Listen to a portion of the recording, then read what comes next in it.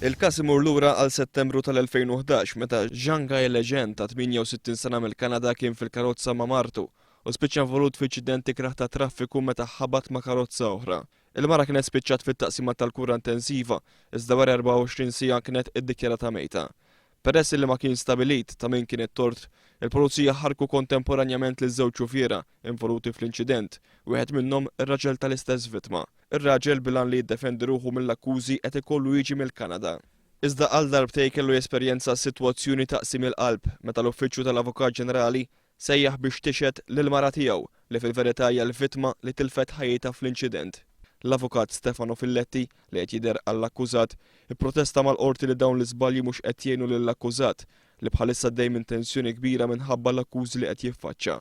Għadu mhux magħruf kif l-Uffiċċju tal-Avukat Ġenerali irrepeta dan l-iżball meta kien l-istess uffiċċju li wara li l-mara tilfet ħajta fit-taqsima tal-kura intensiva kien biddel l-akkużi kontra r-raġel tagħha u x-xufier ieħor involut fl-inċident għal omiċidju volontarju.